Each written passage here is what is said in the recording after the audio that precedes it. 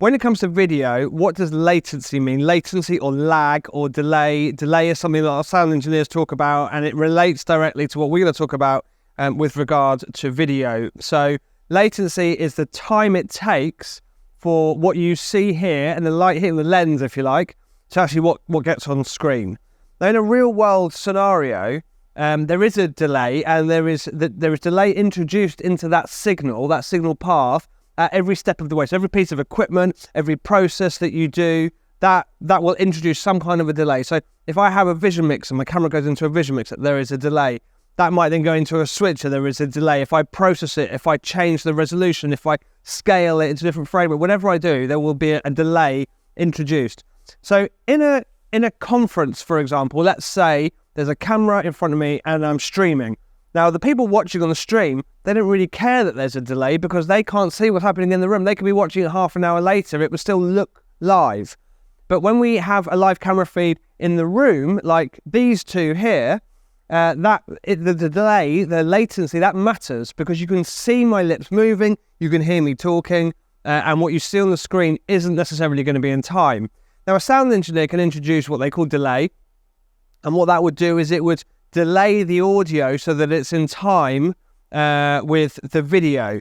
If there was a video playing in the room, that might work, but you can't delay.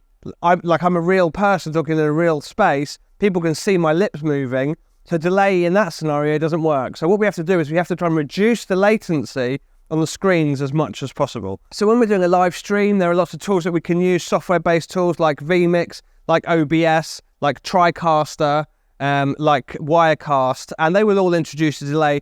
But for the purposes of a stream, like I said, it's not really important. But a lot of the time we get asked, well, can we just put a camera feed up on the screen? And that's when it becomes more complicated because they are software-based solutions and they will introduce quite a lot of latency. In the old days, we would use more hardware-based solutions and they would introduce less latency, but the move now is more towards software.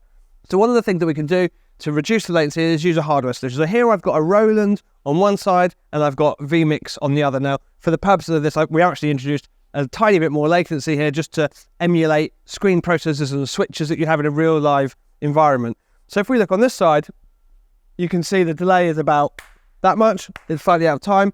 But on this side,